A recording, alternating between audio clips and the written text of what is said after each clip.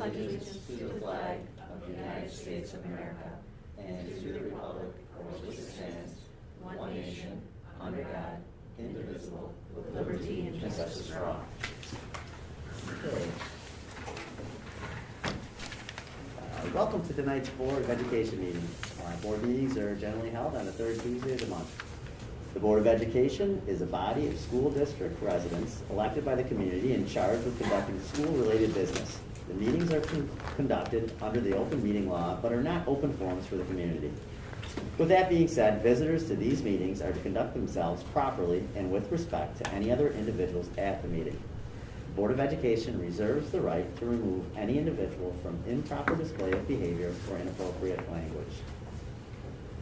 The Board of Education will have a period of time devoted to visitor requests, following any board presentations and the approval of minutes shortly after the opening of the meeting. Individuals wishing to address the board will be permitted to speak for up to 3 minutes. A total of 30 minutes may be allowed for public comment. If we do have anybody that wishes to speak tonight, we can go further into the rules, but I would like to say Pete, or not Pete, but Rob, we're live and ready to go. I forgot. But we have some presentations to have tonight. And I think we have SEI up first. Hello, everybody. So I'm just here to give you all an update on the capital project that's been going on. I'm sure you guys are all excited about it. It's been going on. So as a couple of you know that we walked through today on our tour, we're just wrapping up the guidance area, room 118 and 120. It's almost near completion. And I believe today there was furniture being moved in there today for the main office over here, so we can jump right into that this upcoming week. Tomorrow, I believe, and the rest of the week, everyone's going to be moving into that finished space temporarily while we move into that main office area starting next Monday when the school has it off. As many of you know, we demoed the ceiling here that's been out. We've taken advantage of some time to get some welding done, some structural work in there, reinforcing, and then continuing on with some minor improvements and some last remaining things in the elementary school, including that main entrance. I know the remaining employees moved into that main entrance. It's not functioning, not 100%, but it's functional, and people can go in and out and use that entrance. And we're still moving along and just getting everything done as the materials come in, and we're just going for it. So I think that's pretty much it. Some minor work getting done still in the bus garage. The reason it has been taking a little bit longer of time and some lagging is there's some sequence to a couple of the trades coming in this area. Elementary school remaining working on the bus garage. A little more, hey, we need you in here to fill some time while we wait on a couple things for the week. But that, like I mentioned in the tour, should be wrapping up the next couple weeks as well. That's just a quick update on how the project's been going. So AJ, you mentioned over here in this hallway that you were going to probably divide that and put up some, fake walls so you guys can work behind the scenes in that main office. Correct. When do you expect that wall to go in? Because obviously, we have events still going on, to the end of next week and hopefully weeks after. So that wall should be going up next week. I believe the date they told us was Monday, Tuesday. They're going to be erecting that when the school's off. Okay.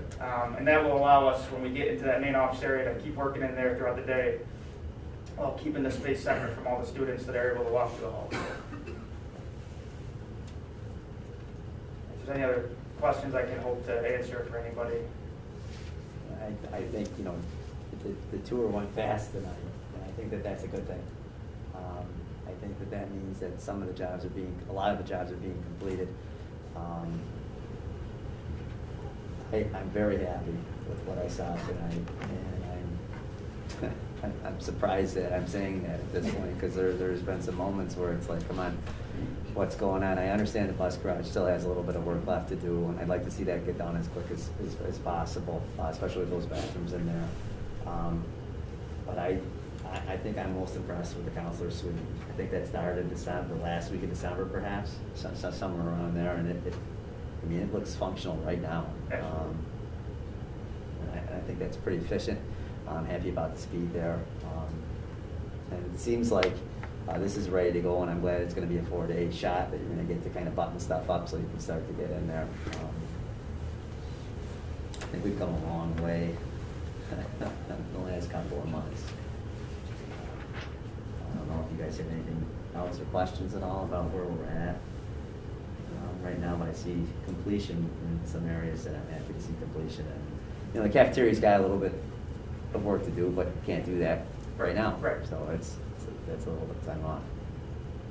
Well, I'd like to add, as I mentioned on the tour, that a big kind of button it up piece of work is that terrazzo precast base that we're going to be putting on.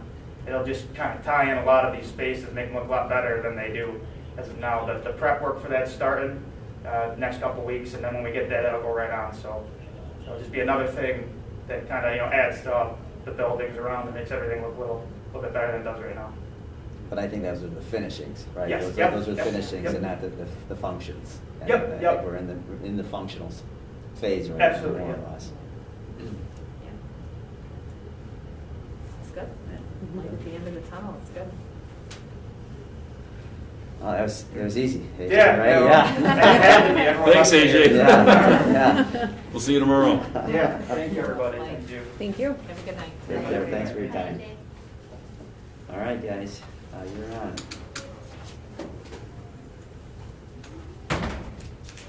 So we are going to each take a turn talking about some slides for you about our budget highlights for this budget season. This is the order of our communication.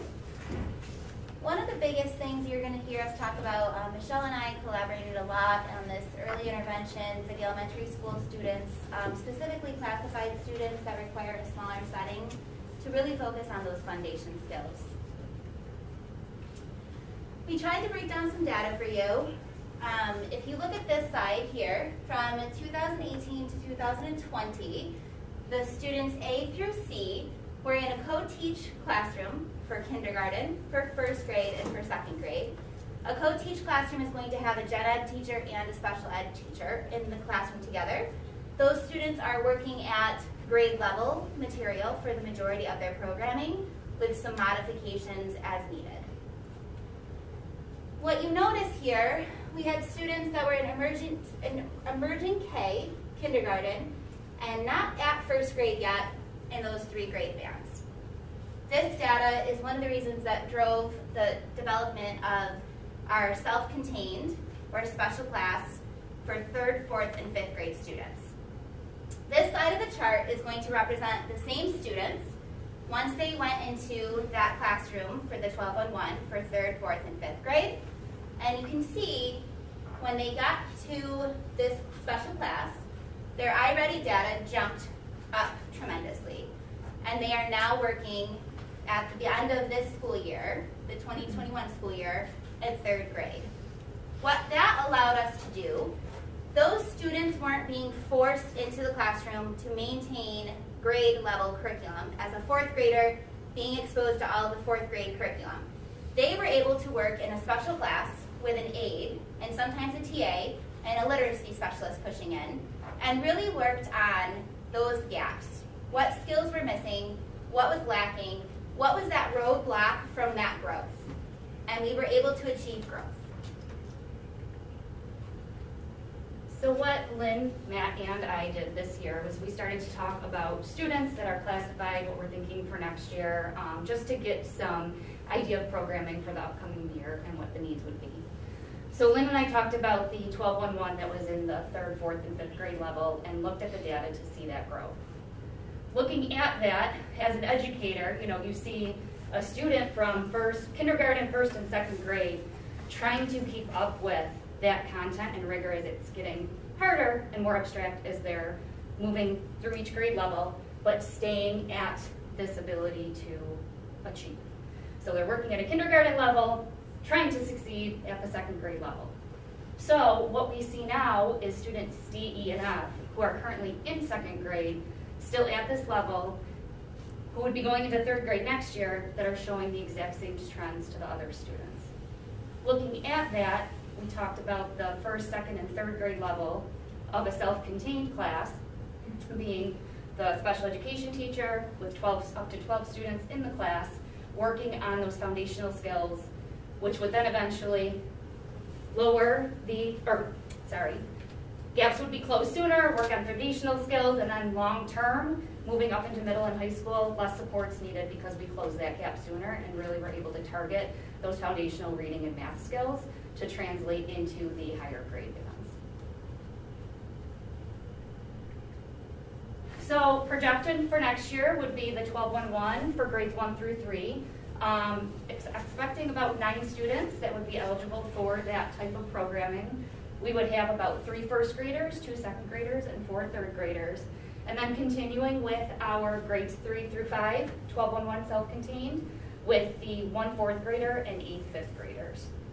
That we would, like I said, continue to work at their grade level and start to close that gap and work them up to their grade level to potentially be in that integrated co-teach consultant teaching for high school and middle school.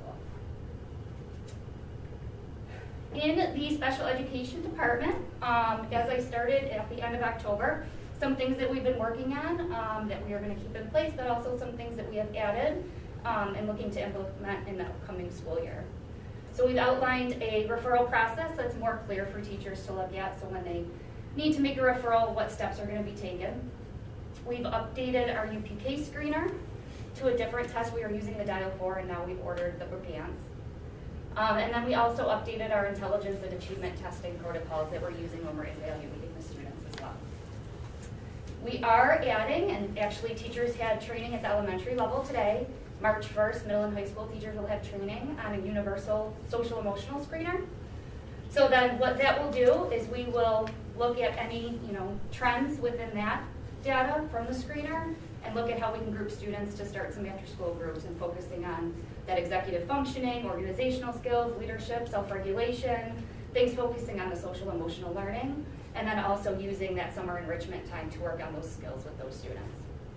The creation of the 12-1-1, continuing the summer enrichment program for special education students who may not be eligible for the BOCES program or something similar to that, but bringing them in for part of the day to continue to work on those skills so that they don't regress as much over the summer. And then upcoming school year, we'll be implementing the therapeutic crisis intervention.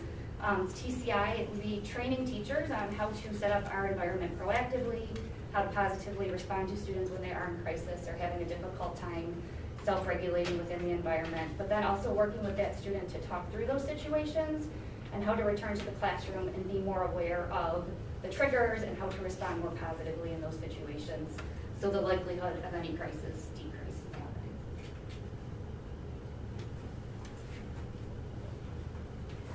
So with the middle school and high school, I met with all the department chairs, we talked budgets. Generally when we meet and I talk with department chairs, we talk about supplies and what's needed. There aren't any additions to the budget that hasn't been there in the past.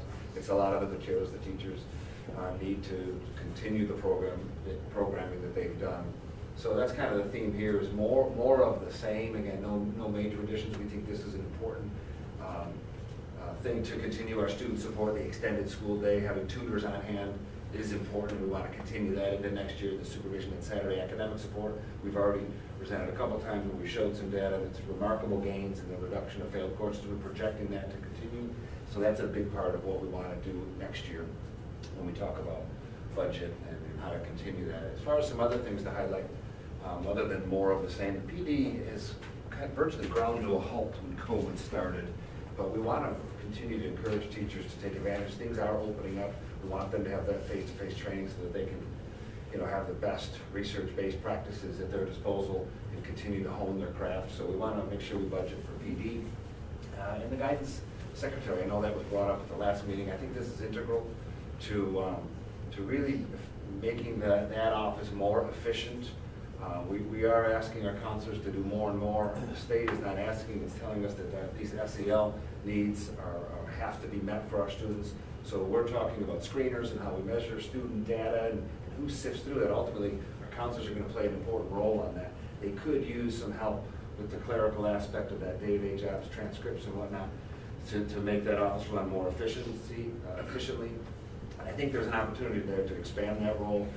We know Josh often drives bus. If he could have someone maybe answering phones for him. Rob has consistently asked for some clerical support with technology needs, building and grounds. I think there's an opportunity there to really increase the efficiency in a number of different departments. So that's an important one that I think should be considered when we talk budget. And then, you know, there are some furniture requests that we've added in the budget as well upon request.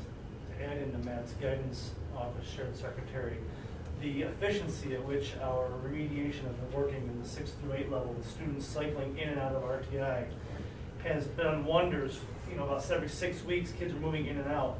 But the flip side of that is it puts more heavy load on the counseling office side to redo those schedules every time. Yeah, that's a good point. Work that could go towards that position. So traditionally what we've seen is in August, schedules are set, and that part of their job is sort of behind them. But now what we want to do is move kids through RTI and intervention, and their schedules are often changing, and that's not a small task. So the more support we can lend those counselors, I think the better. Good point, Jason. And then I think it's important to highlight these. You know, they're not specific to the middle high school, but they are partnerships that our district has that our students here in this building have come to rely on. These are important supports, and again, continuation of these is something that I feel is very important.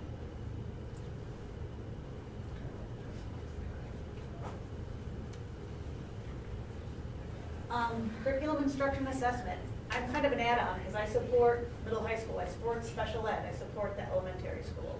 So in the upcoming year, we're going to continue to explore and purchase as needed those evidence-based classroom and intervention resources to support that multi-tiered system of support. So that's tier 1, that's in the classroom, or students who might need more support, which would be tier 2 or tier 3, where interventionists are working with them. This is happening across both buildings. We've shared with you before that we've really expanded the MTSS to our middle high school. So a lot of our resources and exploration next year will be focused on the middle school, whereas the last couple of years we spent a lot of time focusing on the elementary. And it's going to cover all content areas. So we talk about math and ELA a lot, but we know, especially with reading, having that content area in social studies, having that knowledge in science, they're really important. So some of the resources we'll be purchasing will not just be in that math and ELA, they'll be supporting the social studies, the science, to get that rich background knowledge. The other area, curriculum, instruction, and assessment, will be training, like Matt mentioned. Our teachers really haven't been to a lot lately. COVID has slowed that down. We're just starting to see an uptick again. So some of the things under my realm will be training to support the implementation of New York State's learning standard shifts across the disciplines. Every discipline has a shift in standards. New York has updated everything. We have teachers that are able to participate in cohorts at GD BOCES or other outside PD activities, so we'll continue to support that as they learn the shifts in these new standards. And we'll continue to support the implementation of those research-based instructional practices and programs. As we purchase some new resources, teachers often need training in them. Some of them are a little bit more straightforward, but others are a little bit more complex. So moving forward next year, as we find resources, sometimes that's going to come connected with maybe sending the teachers to training or bringing someone in to give them the support so they can implement them with integrity. So again, pretty much everything I'll be doing will just support the rest of the crew. That's Rob? Okay. Go to the next slide for me. Yep.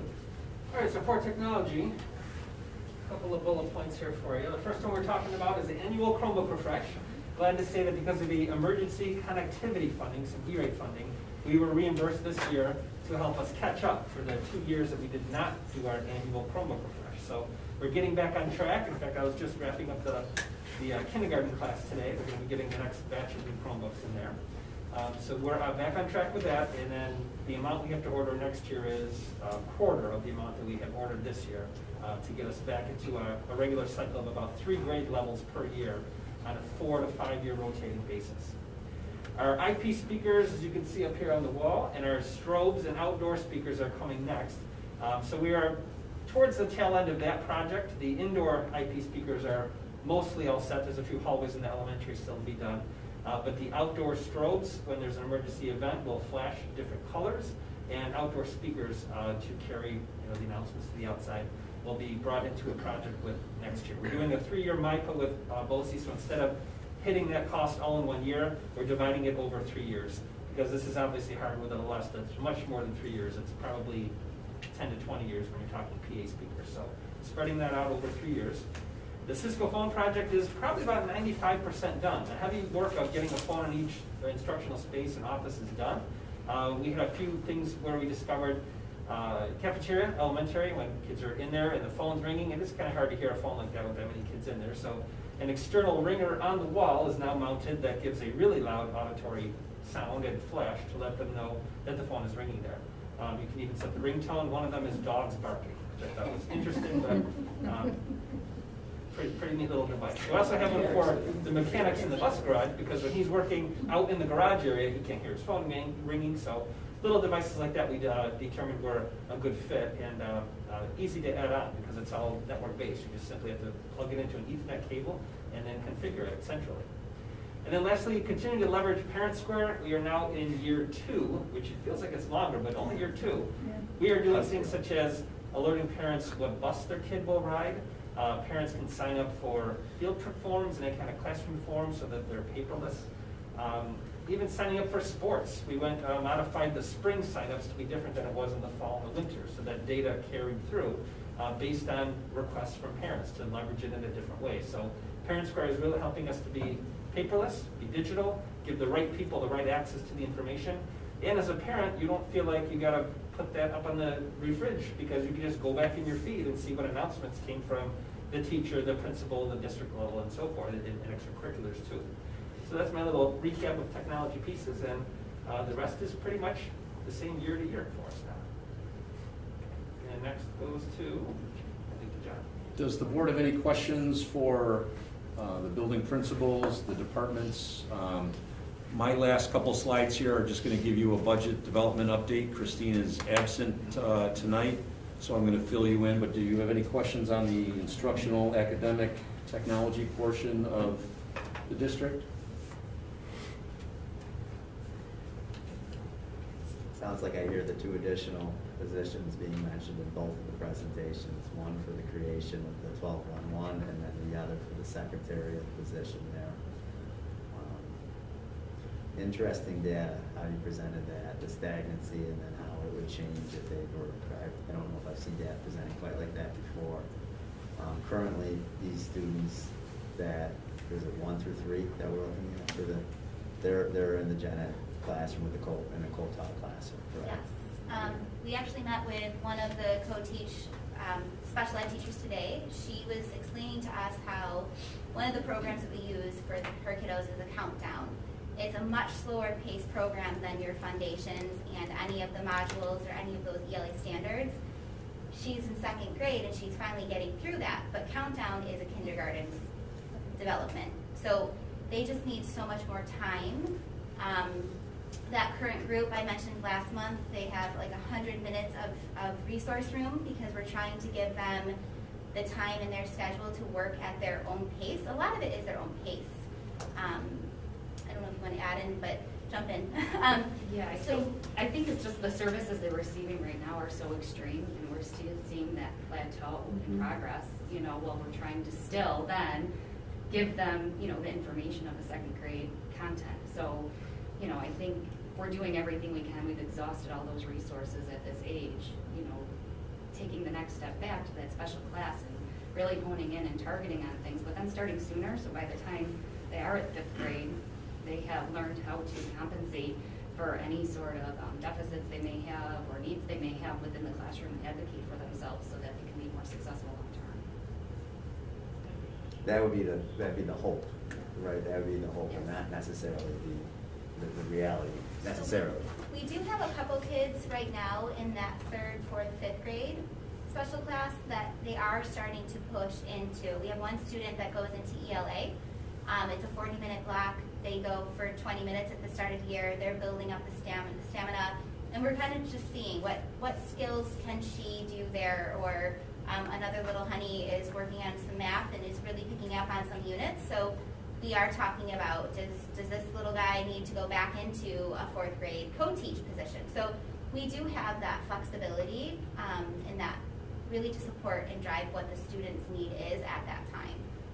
And as they come up into middle school too, we're able to design our middle school schedule to account for them to be able to come out of a self-contained into a push-in model for even just one subject if it's possible. So this model that they're going to is allowing the flexibility for us to keep kids in more classes in middle school as well. But currently, we have no self-contained model in the middle or high school, right? There is no. We do. We have one 6-8 and one 9-12. 2 classes. Well, thank you. I don't want to put you on the hot spot the first night, but I just thought it's definitely something I think that we need to start to look at. And these aren't gaps; they're true disabilities that need to be addressed. And I think a lot of people are looking at it as well.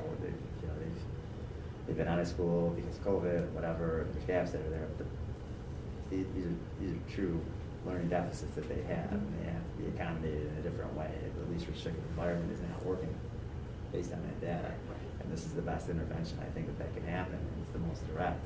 And hopefully, like you said, the idea is to get them back. Maybe ultimately declassified that on some crazy world that happens. That would be wonderful. But I think it's a need that a lot of districts are facing, but they're not doing. And this would be the other very talking important. point that we didn't really bring up because we wanted to just give you a quick overview is we've had students in the past that we didn't have a special class for. And so Right. what are our options? We're looking outside of our district. We're talking about BOCES placements. We're talking about going to Mount Morris. And those programs are amazing, and we're blessed to have them available. But when you have a first or second grader on a bus to Mount Morris, their day is already really long. Yes, it So is. being able to have our students, meet their needs here with us, with our people in their community, with their neighbors, really speaks volumes. Well, I for think it's their cost growth. too. I think cost too is something that's important. As much as we do care about the students here at the school district, I mean, it's very costly to send a student outside of the school district to a program like that. And if we have it in-house and it's effective and we can program to that specific child's need, to get them and keep them in our community, I think that's what really, me. And something like It's this huge. would afford us that opportunity. Right. And even, I'm on CSC chair email groups and things like that, and other districts are constantly sending out emails. Just any school have a classroom like this that we could service, why can't we be that eventually, we're keeping our kids here, but then we're also helping out Batavia and Elba and other school districts that might have a student with needs that we can service for them and help them bring them here too. Yeah, thank you. Yeah, I think that's gonna be wonderful. I think that I would have loved to have seen a 12-1-1, 16-1, anything, even prior to this. So the fact that we're talking about Like two getting two yeah, for of those covering. rooms is just incredible. Just like you said, the ability to really differentiate and individualize the curriculum at their own pace is huge, because you oftentimes see kiddos that don't have that opportunity to go into these classrooms, and they just kind of get pushed along in a gen ed room, and it's really setting the child up for failure. And Until it's they setting hit that the third grade or fourth until they grade hit wall, third or fourth and grade that's wall. when you see them. But it sets everyone up, the Right. teacher, the other students, that child. Right. So the need is just so great, and I'm really, really excited to hear that this is up for consideration. Do you have space? We do. Okay, that was my only other question. Good, that's nice. We don't have a ton of space, but we do. Okay. Go ahead, John. Just so the board is aware, we're still obviously developing our budget. We're fixing it when we get updated information from the state. Not a lot as far as revenues go. But since we met last January, our admin team did meet with BOCES on several occasions, one for regular education services, one for special education services. We sit down and look at all the programming, so that takes part in developing our budget. Dan and I both sit on the Genesee Area Healthcare Plan Board. They set their rates this past month. Health insurance will be up 12.5%. Dental will be up 4 to 5%. I had mentioned to the board previously that we were looking at about a 15 to 20% increase. I don't think those numbers over the next few years are going to go down, but that's where the board has set their rates. Municipal Solutions, Maggie over at our financial advisor's office, first of all, she is wonderful. We've sat down with her numerous times to review our debt service, our building aid projections. Obviously, she was a part of our facilities committee meeting that I'll talk about a little bit later. But in reviewing some of the options that we have, it's nice to be able to project some things out. And again, you'll see a little bit of a change in what we decided to do based on some advice and some of the things that she was mentioning. And Christine, I just put this in here, you know, she's met with all the departments, the building principals, Michelle, Connie, Rob, Jordan, Josh. We've you know, she's talked with everybody to go over all of their budgets with a fine-tooth comb. So I'll advance forward to kind of show you where we are at right now. So there's some notable changes. I like to call them scrubbing. You know, you just scrub things clean and see what you get. And we adjusted salaries about $18,000. That's simply from just taking a closer look at some things and making sure that we're tidying up. You know, salaries obviously are a fixed cost, but with new employees, people retiring, people, you know, we're able to adjust that. The benefits, this is mostly the health insurance. We decreased that allotment because we were projecting 15 to 20%, and now we're at 12.5%.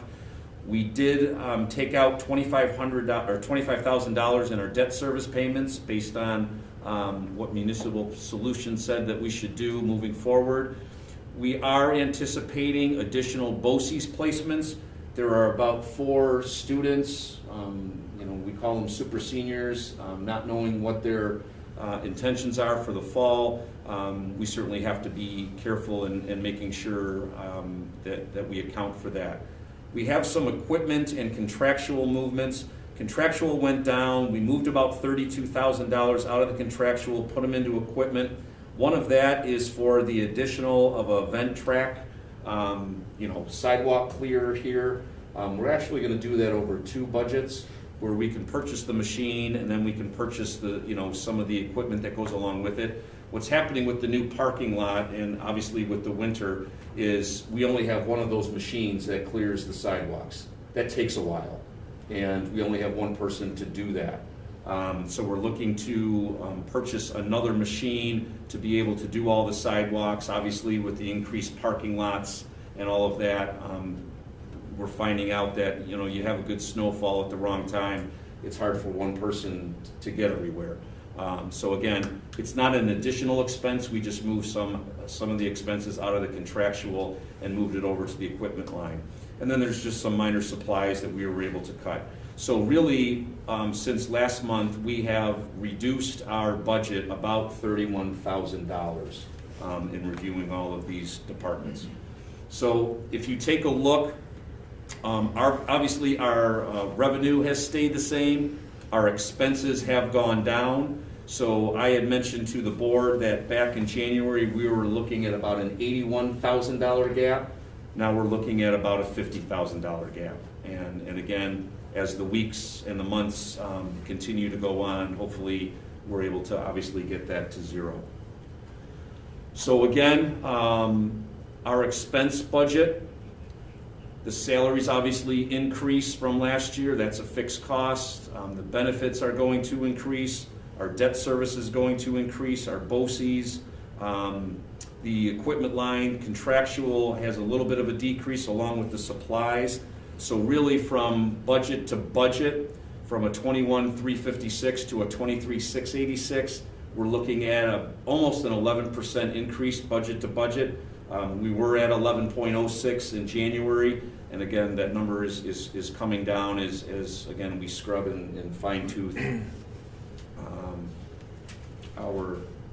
our budget numbers. Here, the big component here is state aid. Obviously, we are projecting this out. Runs don't occur until about March. So obviously, when we get runs from, you know, the state budget and the governor's budget, we'll certainly let you know, but we're anticipating that that is going to be near where our state aid is. Obviously, our property tax, if we do not go out at all, then our tax levy will remain the same. We do have some pilot payments coming on. The federal aid stays the same. The revenues stay the same. We're using a little bit more of the reserves. And so that's really the change from budget to budget each year.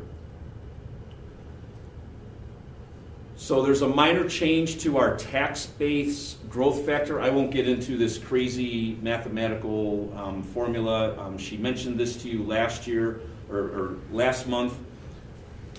What this really basically says is that we reduced the additional debt service. As I mentioned, we took out $25,000 from there.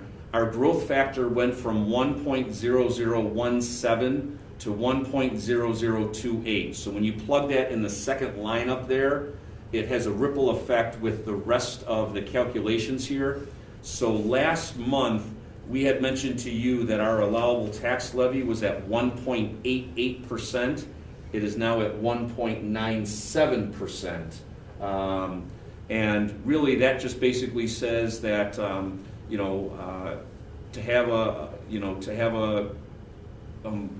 vote and have it pass, the board in this budget could go out at a 1.97% tax increase. Off to the side, you can see here are our options. If we don't go out with the tax increase, obviously it doesn't generate any money. 1% gives the district about $54,000. 1.5% is about $81,000, and the 1.97 would yield about $106,000 towards our budget. So that's where we are at. If those numbers change, obviously we'll come back to you in March. And as I mentioned before, we are looking at a gap at about $50,000. So the 1% would cover that gap. And that's something that the board over the next couple months will have to decide.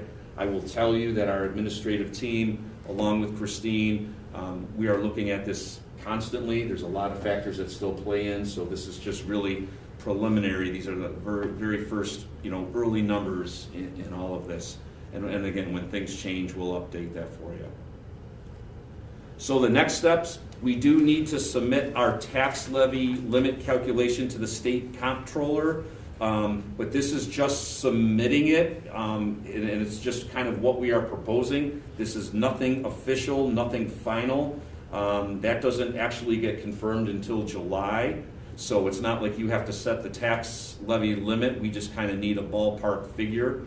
The March 15th meeting, we will have a full budget model presentation for you, because hopefully we'll have some more numbers that are concrete, that we can provide you a more stable budget. April 1st is when the legislative budget is released, and then April 19th, obviously, we'll have a final budget presentation. That is also the meeting that you do approve the budget for next year. Because then the property tax report card is due. And again, Christine and I are more than happy that in between March and the April meeting, after that full budget model presentation, if the board would like to sit down and have some budget workshops, we can certainly do that, especially for the couple new board members. I know we did that last year. It seemed to help. So we are certainly more than happy to do that, but just a couple of minor changes, and I think they are for the better as we've kind of closed that gap, and again, includes all of those items, and when we took into account those positions, and again, that's for future board discussion. But numbers look okay. I'm very confident, more so than any other year, that the state budget and the legislative budget will be good. I feel like, and maybe Dan can allude to I feel more confident going into this budget season that things are going to be okay, and not getting toyed around with state aid cuts and all of that. It sounds like things are being fully funded, and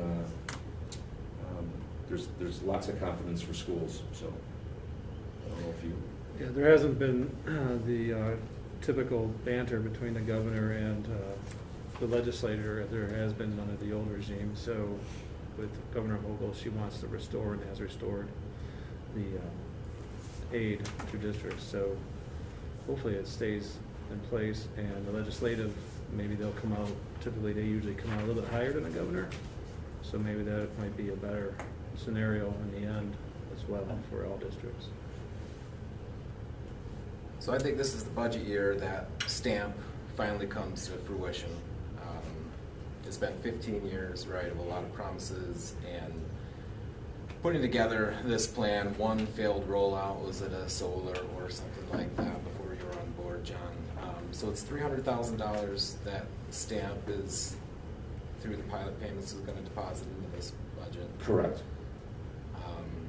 So when I think back, so this will be my 6th budget. Is this your 4th budget with us, John? This You've will completed be 3. my I think you've completed 3 full years with us. So this is Yeah, your 4th, correct, yep. 4th budget. So, I think, one budget, we cut a math teacher. Another budget, we cut a math teacher. Another budget doesn't stand out to me. 2 pandemic budgets, right, which who the heck knew who was going to be employed with this district, and now this is the 6th budget.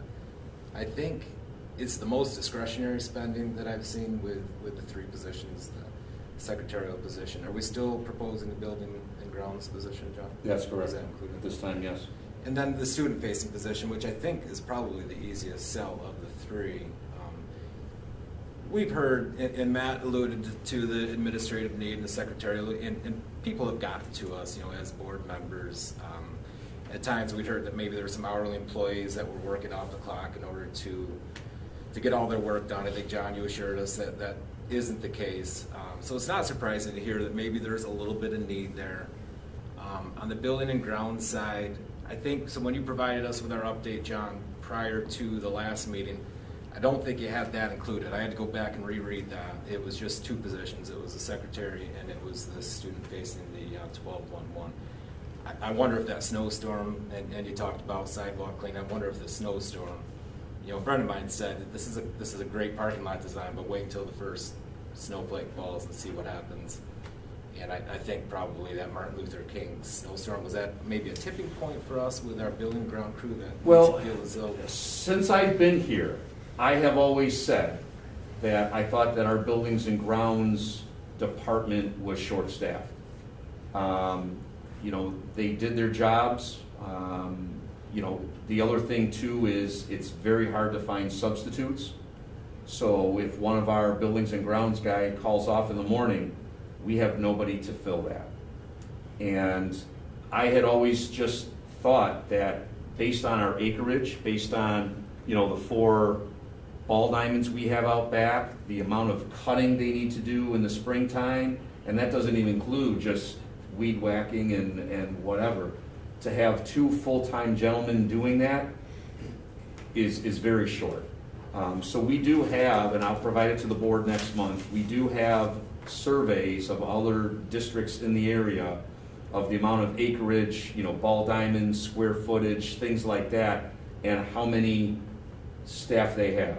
I can tell you that we are under.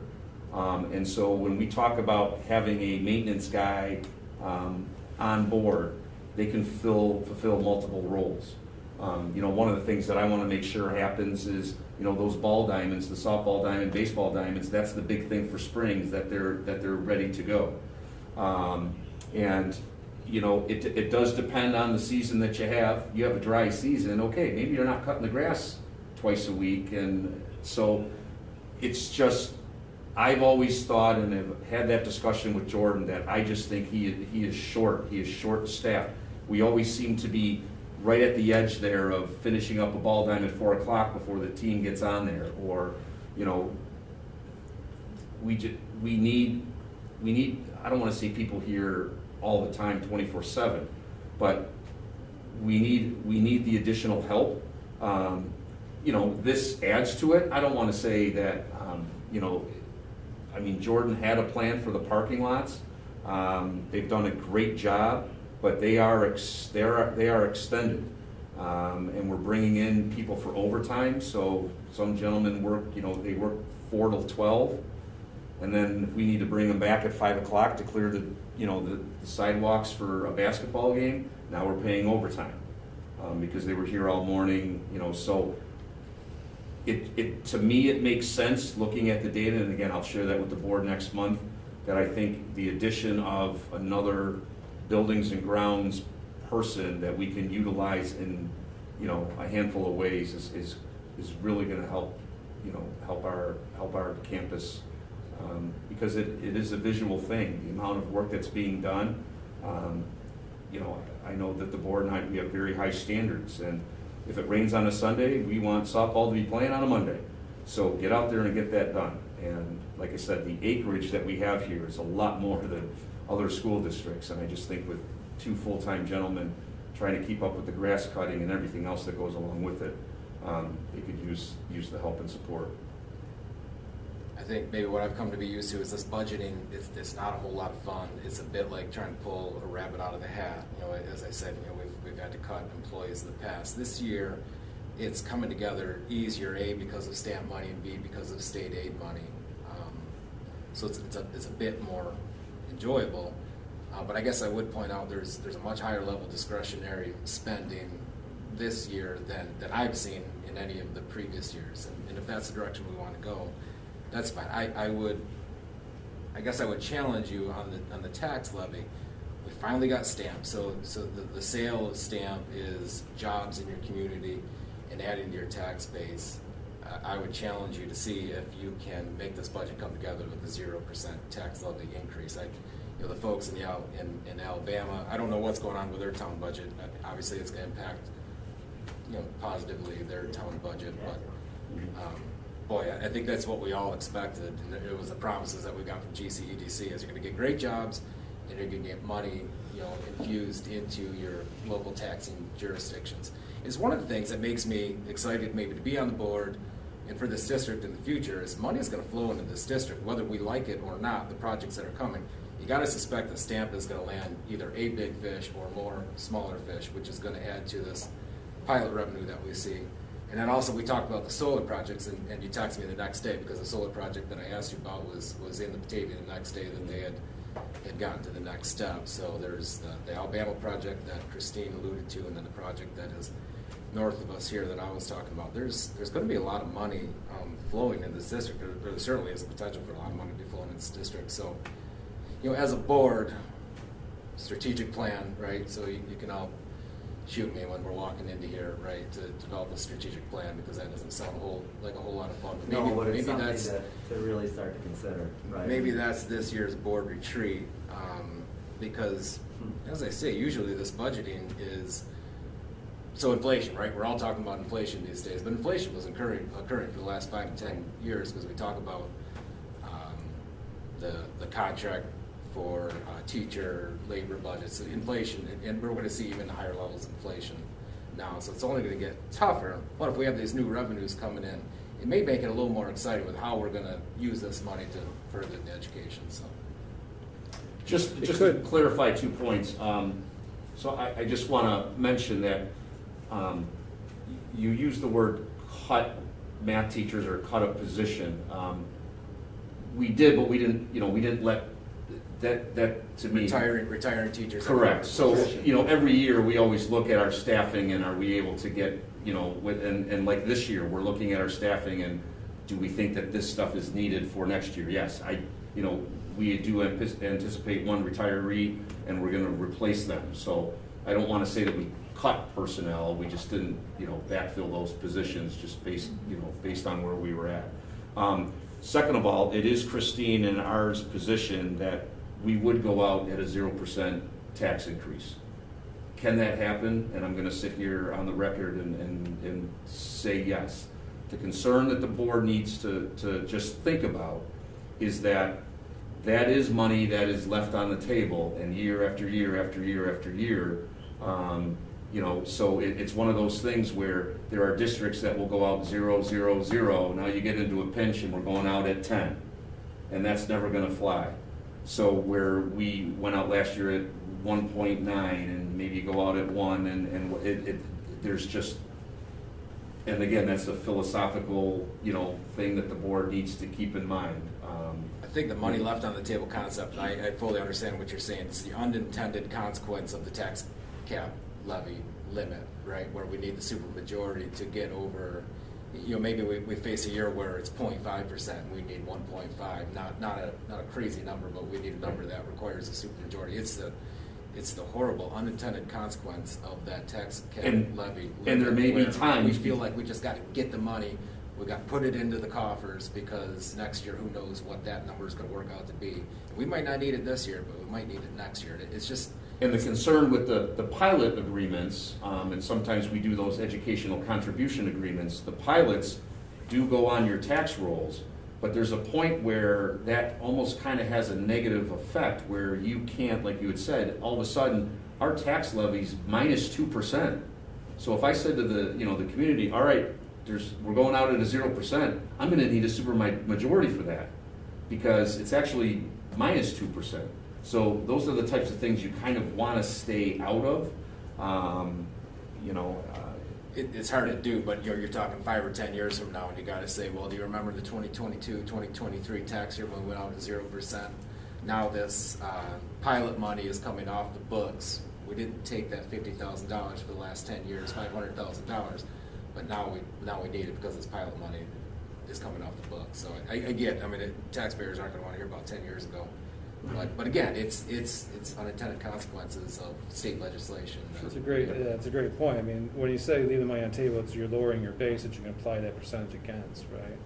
And having the stamp money come in is also valuable to the district. I'm glad with the self-contained classrooms that we're looking at that we can take in consideration those kids and being able to take them and keep them in our class and keep them in our district with their peers, which is the best scenario for them. Also, though, with the stamp project, if it comes greater than what we're seeing, and other projects come in or a larger company comes in, there's going to be more housing. There's going to need people and more families coming into our district. There's going to be probably the need for more teachers because we're also going to have to then staff accordingly if we do have more students come into our district that are going to be working in these jobs.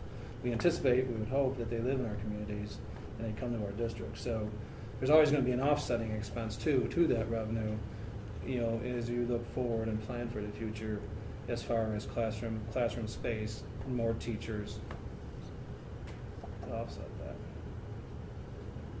Increased enrollment, right? So Yes. Where do we project ourselves, John? Do you feel like are we going to be flat, like the 4 graduating years that we've got coming up versus what we expect to come in? Are we going to continue to decline enrollments? Will we flatten? So right now, we're holding better than we have in years past. Christina and I do have a bi-weekly meeting with Mark Massey over there. One of the questions he did ask, and he did mention that there's other projects in the works. Some of them sound very promising, but So we've heard that for so long, right? Correct. So I'll this is the year. saying that. This is the year actually the checks get better.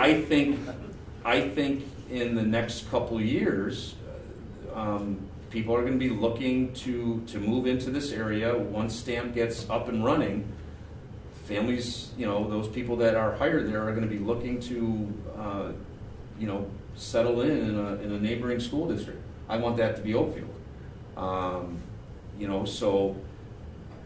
mentioned to Mark, there is a lot of land out here. Unfortunately, there isn't a lot of. If someone wanted to move in here, I don't know it doesn't seem like there's a lot out here. I don't know if there's going to be some new developments being built, somewhere. I have no idea. But some of these companies that he's hoping to bring here in the next 3 to 5 to 7 years, something's going to have to give because, like you said, people moving in and wanting to be here.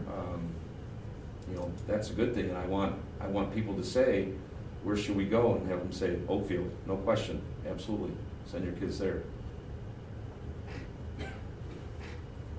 Well, you're accomplishing the best of both worlds if you're able to staff, add staff, and limit the need to increase taxes on the residents. So hopefully those numbers can come together. Student-facing staff, of course, is and Matt spoke to it in his presentation. You do kind of wonder in the face of declining enrollments or flat enrollments, how is it that our administrative need increases? And you talked about state mandates and things like that, but as part of whether it's a strategic plan, it'd be nice to increase student-facing staff, of course, and then in the background staff, whether it's in the buildings and grounds or administrative, that you know, that matches student enrollment. If student enrollment increases, you can Well- understand that, but if it doesn't, then you And some of that ebbs and flows, you know, you could say, we just lost 50 kids. And some parent out there is gonna say, well, that's 2 teachers, why didn't you let 2 teachers go? But when you lose 50 kids over, you know, 12, 13 grade levels, that's only 2 or 3 kids per grade level. That doesn't mean that you're gonna lose 2 teachers. Or as a matter of fact, you get an influx of 75 kids, doesn't mean I have to hire 3 teachers. You know, 75 kids over 12 grade levels, depending on where they land, you know, on average is, you know, 4 or 5 kids a grade level doesn't necessarily mean that we have to add teachers. So, I mean, it's just all. I think you look at it as a longer term trend, right? As, you know, whatever enrollment does, what did staffing do versus what did enrollment do over periods of time? Right. But I don't think our enrollment's declining right now. I did not. Have we bottomed? Do we feel like we're flat for some period of time? I was just looking the other day. I thought we were like 780. I can't remember what it was, but I feel like that's not less than it was when I first came on the board. Right? Maybe we're flatlining slightly, but like I don't feel like we're going back in the other direction. Maybe I'm You know, Mike Crum, and some of you might remember Mike Crum's presentation that he did to us, you know, in the short period that he was with us. But he did do a projection of what enrollment was and where enrollment was going, and it was similar for all rural districts. And his projection did show a flattening Right. of what the trend has been over time. And that's based on a specific formula that he uses. And we can use the same formula, but like there's variables here that it's hard to, you know, account for, Development. right? You know? Pre-COVID. And not even necessarily pre-COVID, but like stamp. That's a variable that he doesn't take into consideration into his variable, because at the time there really wasn't much discussion around this. And I think if, you know, it's hard to project enrollment. It really is. Like you were saying, there's not a lot of real estate here that's for sale. I mean, it's 6, 7 houses a month, maybe, give or take. So I don't know if we can bank on the stamp bringing in more kids here. I don't necessarily think there's going to be a huge boom of students, but I do think it's leveling off. And But generally, I mean, with work with looking at our WADA, your resident weighted average daily attendance across districts, you know, they've lost about 1,000 or more in the last 5 years. You know, we're talking 22 districts, but geographically, Western New York's population, I think, has been on a decline with jobs leaving the state and people leaving the state. You know, so is the stamp going to bring in more people? Well, they're projecting some decent paying jobs. You know, I anticipate, you know, families would, you know, want to, again, look at the district that they're going to move to for their kids' education. So There'd be jobs on our doorstep for sure. Right. Whether it means people settle in this area or surrounding Sure. districts. So they talk about That's good. Buffalo and Rochester as reasons why Alabama was attracted to them, so they don't yeah, are necessarily they expect going to drive, which isn't on, you know, Buffalo Rochester is not a far commute, Mhm. you know, and right in the middle, right? I mean, like Right. perfect location. So I know, I appreciate your concerns, Matt. I think it's important to continue to look at. You're right. I mean, this is, in my time, it's only been 3 years. This is the most we've ever talked about. Yeah, so we added the SRO, right? So when I think about discretionary spending on the part of the board, and a lot of conversation and discussion around the SRO, and it was a $100,000 decision at the time, maybe $85,000. That would be most impactful spending to the plus side that I would say as a board that we impact. Yep, and that was before my term, actually. So this is, you know, this would be significant. Anything else, John? Or Nope. That's all I have. anything else, guys? Dan? On that good. presentation? No, I'm good, thank you. Okay, thanks. Thank you very much, guys. On to minutes. Be it resolved that the minutes of the January 25th, 2022 meeting and February 9th, 2022 meeting be approved. Can I get a motion? So moved. Second? Second. Any discussion? Thought the minutes were very well done. Yes. We actually had a comment about it to John, and hopefully he relayed that to you. You did a nice job. No, you really did. Thank you. All in favor? Aye. Opposed? Motion passes. Okay. Ms. Cole, any visitors requests tonight? No. Okay. Approval of warrants. Be it resolved that the treasury reports for the October 2021 be approved. Can I get a motion? So moved. Second? Second? Any discussion? All in favor? Aye. Opposed? Motion passes. John, Christina, did you Yep. kind of do? Yep, I'll just give you a couple other tidbits going on. We had our first facilities committee meeting last Wednesday. I'm so excited for this group, a great group of people that are involved, all the way from, Jordan, Christine, myself, the 3 board members, teachers, the AD, parents, admin, financial advisors, SEI design group. I really think that the committee is very well-rounded. There's going to be a lot of great discussions. For the rest of the board, we set our goals and mission. I like to use the phrase OA 2030 to kind of set an 7 to 8 year path on what do we want this district to be and look like, and how do we want it to function by 2030. And that meeting last Wednesday was really just to give everybody a baseline idea of the capital project work that is going on, what the capital project work is going to continue over the next 6 months or so, and then basically we're going to take a look at the priority items of what needs to be done next.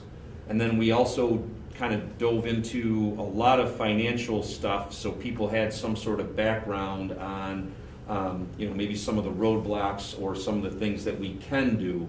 And it was a great meeting. We're meeting again on March 10th. We figured that we would meet once a month, and then continue on and set a list of priority items. And really, our end goal is to come up with some sort of expansive, capital project work that we could go out to the voters by next fall. We're able to do that. That will depend on the amount of monies that we could secure in our capital reserve. There's some other items going on, but this facilities committee will be one that'll be charged with prioritizing items and looking at where we need the work to be done. If I can mention to the board, our BCS that was done in 2019 had about $31 million worth of work. So we kind of cut that in half, and hence we're here with this $15 million project. So there are some still things that need to be, worked on and constructed, and this is what we're going to do. We're going to, set the path and make those decisions, and finally come to the Board of Education with the plan, and hopefully by that time it'll be next fall, and we can go out with another capital project and be able to continue to enhance our campus here, whether again that be classroom, academics,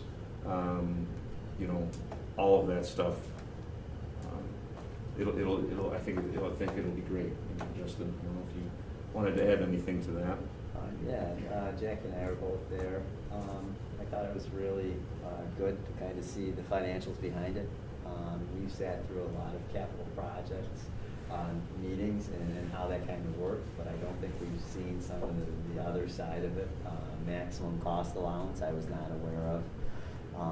Kind of how we have the ability to go out for certain amounts of money and how that's funded. I had an idea, but I felt like it was really well explained. I also thought one of the things that we talked about in the roundtable is that a lot of this current capital project is for our exterior facility and didn't necessarily really focus on programming needs. And I really think that we need to turn an eye towards the classroom and match what the new learning standards are to the environment. I think these classrooms were designed, I think 1970s, and they don't match what our current instruction needs are, and they don't match our students. I think there's a lot of things out there, vocationally speaking, that we could start to look and pursue that could, I think, get kids going in a different direction, perhaps, with vocational things that I think would be, you need to look into. And I think right now, it sounds like again now we're doing more spending. I'm glad Jackie's sitting between the two of us. But I think it's the dream phase, right? Like it's like, what could we do? And then with the maximum cost allowance, what are we going to be able to do? And somehow meet in the middle in a responsible way that's going to be past the functional point for the student, but that enrichment point for the student at Oakfield, really focusing on that. So I don't know. We both talked afterwards. Go ahead, Jackie, what you kind of were feeling afterwards. Yeah, I mean, I just thought it was a very well organized, very well facilitated. I didn't really expect, I guess I didn't know what to expect from it, but I was, the people in the room and the knowledge they bring, and really was exciting and invigorating to know. I mean, it's talk about vision. I mean, any successful project, program, anything starts with a vision. And I like I said, for a year and a half, I mean, I've only been on the inside of this, but it's nice to see actual visions going beyond crisis mode and reacting to what we have to do. Getting back to that vision is what's gonna bring our community and our students and it's what's going to keep us going and keep it going above and beyond what we need for the students, because that's education. That's what we have to do. Not be in reactive mode. It's plan and keep going through. So it was really, really nice to see that. It was really positive. Yeah, I felt like that's kind of part of the reason why I'm on the board. You know, I can move forward and continue to talk about academics in a positive way. So thank you for organizing that, John, and Christine too, wherever you are, Christine. No, I'm kidding. She's at a sectional, super sectionals for 7 minutes. Good stuff. I want to thank Rob Z and Matt P for their happy hour last week. We had about 8 parents show up. It was a great idea to just have a connection with the community, just to provide some, technical assistance. If people don't know how Parent Square work, they don't know how to log in to see their child's grades. Really, it was just an open forum outside of the school setting, some free appetizers to meet with, Matt, Rob, and a few teachers, just to get their questions answered, and a very informal setting. I know Rob is planning to do future ones, and even do one for the elementary. I know they're probably not so much about the grades, but just, again, Parent Square, communication, all of those things. So I appreciate you doing that on a night and allowing people to come in and ask their questions. So I thought it was a great twist to happy hour is happy hour. That's what Rob does. So I thought it was great. And no comments. Our bid opening for the new toilet room is tomorrow afternoon at 1 p.m. I mentioned to the board at the last meeting. I really got us down a rabbit hole last time. My wife shut us off after that conversation. So I believe we'll have a few bids come in. We just wanted to go out again to the community and to the builders to see about price ranges for the new toilets there in the corner. I do think they'll be constructed based upon our incidental costs and reserves that we have. But again, we just wanted to get feelers out there to see if there was any other prices. So that opening is at 1 p.m. and I'll follow up with the board, probably my weekly update on how all that went. So other than that, we're rocking and rolling every day. I feel like I asked you about this a few times and I need to be reminded. The athletic trainer, John, so at the Wheatland Chi-Lite game, there was maybe a broken leg. I don't know if it turned out to be broken or not. So there's conversation in the stands. That athletic trainer that we used to have, is that person actually coming to the district during the day? So, no. Well, so we started off, first of all, Leroy Physical Therapy doesn't do that service anymore, so we had to go out with some RFPs. We did have one through the University of Rochester, but at the beginning of the season said that they don't have anybody they can give us. They're short-staffed as well. So for the fall, we did not have an athletic trainer. What Jeff did was ask for emergency town vehicles to be there. During this winter season, again, no athletic trainer. We're happy that we have a couple chaperones. Our nurses, one nurse in particular seems to be there, and we rely on her. There was a point in time where we were able to get some time.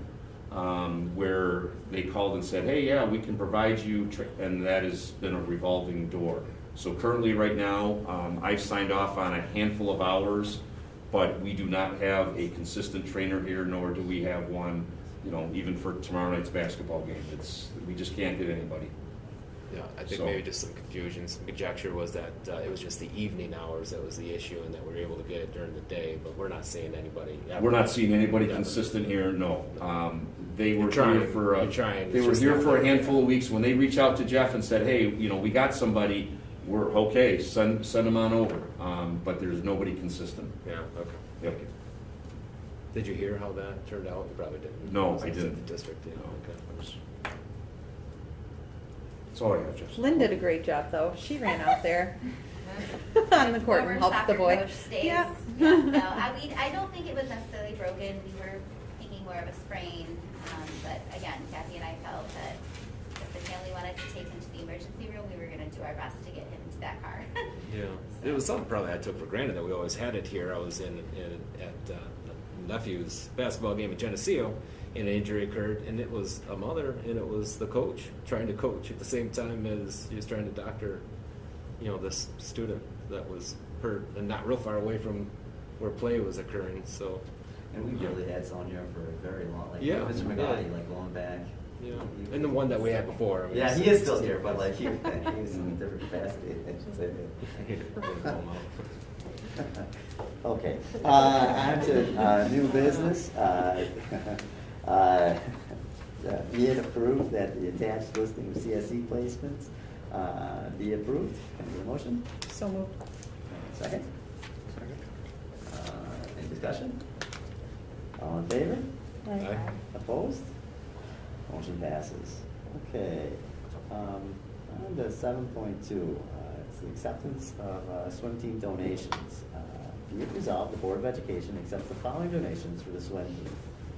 $800 from an anonymous donor to go towards new top 10 boards for both girls and boys times.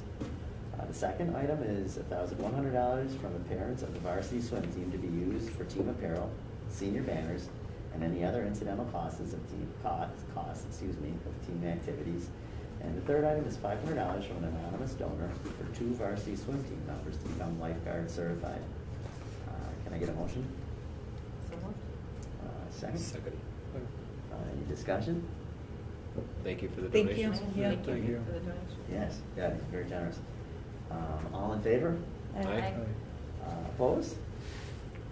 Okay, motion carries. Problem is, 2 of those 3, we can't write thank you notes because we don't know who they came from. Well, it makes our job that much easier. Yeah. No, thank you. Yes, thank you. Yes, yeah. On to communications. Mrs. Cole, do we have any communications tonight? Do not. Okay, thank you. Okay, roundtable discussion. We have here for discussion the instructional calendar, and I think we had that discussion last board meeting, and I think. Yeah, I presented, I didn't hear anything from any board member. I did confirm that the Genesee Valley BOCES does have their spring break, their Easter break, the same week we do, 3 through the 7th. They're also giving off the 10th because they had an extra day. And again, just some minor changes with some superintendent conference days, but nothing earth-shattering, and I didn't hear from anybody, so it's presented for you tonight. Okay, so I think we're prepared to take a vote on that? Is that what I'm hearing? Yeah, good. Okay, be it resolved that the 2022, 2023 instructional calendar be approved. Can I get a motion? So moved. Second? Second. Any discussion? All in favor? Aye. Opposed? Motion passes. Okay, on to personnel. Be it resolved that items 10.2 through 10.6 be approved by consent agenda. Any motion? So moved. Second? Second. Discussion? I do have a quick couple of notes here that I want to pull out of this for a few of the items. One is congratulations on the maternity leave, Mrs. Sadowski, so good luck. That's a big endeavor. And then the Lego Club advisor here for Mr. McNutt. I am very happy that he is going to be continuing on with this and supporting those kids in Lego League. It takes a lot of time, and I think it's really worth it. Those are some future engineers out there. And then finally, Mrs. Bookmiller for our DC trip advisor. I think she has done a tremendous job for a very, very, very long time.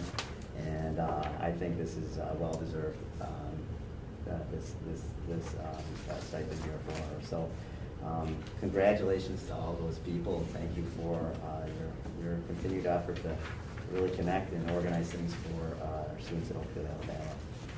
I'll have to apologize to the board. Wendy brought it to my attention that back in November, the board had approved stipends for these positions, yes. and rightfully so. But then we realized that we didn't actually approve them as advisors.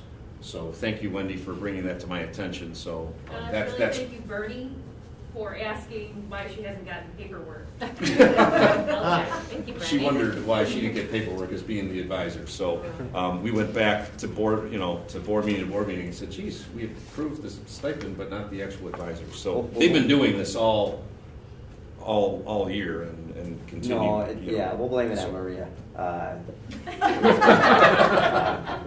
I'll take that one. Still, I really do appreciate what they do, and I don't know if we expressed that when we did approve it the last time, but I really am very thankful for these people here. So, can I get a motion? Sir, I got it.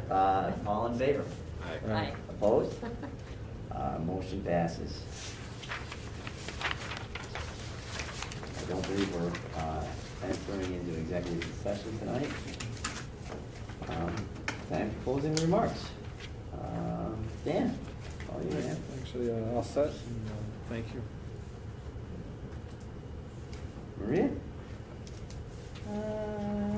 Well, I'm really excited about the presentations that we had earlier. I think there's some really great things that are on the table, some things to get really, really excited about. I'm excited about the Brigance. I do love inventories and assessments, so I'm excited to hear that you guys are switching from Dial 4 because that is a lot of work and that's a long assessment tool. So I'm excited about that. So I know a lot of people don't get excited about those things, but I do. So great job. Thanks, Maria. Dan, or Matt? I think about Tim Edgerton when he asked for closing remarks. There's the one time that he said to you, "I'm not reading about you in the papers, so keep up the good work, Chief." It rings in my ears when I hear closing remarks. So I'm not reading about you in the papers, John, so keep up the good work. That's all I need. That's all you got. Well, Carol will have that written in minutes for us. Yeah, I'm as totally written.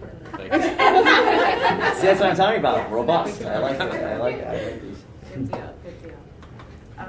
Yeah, I mean, there's been a lot of, like I said, I learn something new every time I interact with everybody. I feel like I've had a lot of interactions recently with this being up at the school a lot for various things, but that's what actually makes me really excited. We got sporting events. We attended solo festivals recently. We have concerts going on. We have father-daughter dances. Like, that's some pretty big stuff. Like, we have not had that stuff in a year and a half, almost 2 years. So for me to think back about, some of the things we've lost out on or the students have or the community, I'm pretty grateful for where we are. And as much as the frustrations around us continue, whether you're one side of the fence or another, I'm trying really hard every day to reframe my mind and my mindset about where we're at, because we're a lot further along than we were. And I'm grateful for that. And our kids are in school, they're learning, and we're talking about vision, and I love vision, I love that stuff. So I'm excited, and that's kind of all I got. So Thanks. moving forward. Thanks, Jackie. Yeah. For me, I think it's the idea of masks right now, and I think that is something we have to address before we close this meeting tonight. I ask our community members to please put this into perspective. We have fought hard as a school and a board to keep this institution open. And we did it. We did it. We were successful. Masks on. We're we're coming to the end of this. And the want and the need to take these masks off is there. It's there for all of us. I am tired of wearing this mask. But that being said, now is not the time to pull your student out of school, because they still are being asked to wear a mask. This is not something that's coming from our district, it's coming from the state of New York. And we will follow this until the time changes. And we're very close. I respect, I care, I have love for the members in this district, and I always will. But please, please send your student to school. You wanted it. You got it. Keep them coming. It's a disservice not to send your child here. And it's the wrong message. This will be over soon. And when it is, we will sit here and you will see my ugly face and you'll say, why in the world did we ever want masks to come off? It's just gonna be a choice, though, right? You don't have to take it. I don't. You guys can actually Leave it vote. on you. I believe in The rest of us can be parliamentary. Yeah, if you guys want to vote me to keep my mask on, that's all right. I might even shave for a change. So please, I really, with all due respect, I understand where people are coming from. I do not want to wear this mask any longer either. I believe that most of our students have already had COVID, and it's very hard to run the logic. You know, you're at dinner at a restaurant and there's no mask there, but then you have to come to school and wear one. That's just what we have to do right now. And you can be frustrated with us as a board. Please don't take it out on your children. Send them to the classrooms, because we're here and we want to teach them and we want them to continue to be better than the rest of the school districts in Genesee County and Western New York. So with that being said, I'd like to call the meeting to a close at 7:22. And please go home, relax. I know yesterday was probably a very intense day for all of you. It's a day of passion. You need to have it over, right? It's done. St. Patrick's Day is today. Fantastic. Elementary school. What's that? St. Patrick's Day? St. Patrick's Day. The shillelagh, right? That's Oh, the big goodness. gift. No? No, I don't know what that is, but. Oh, yes, it's a little stick. It's a little stick the leprechaun holds. It's making a motion. Oh, I think you're making words up. So moved. I'll second that, Carla. Oh, second, all right. All right.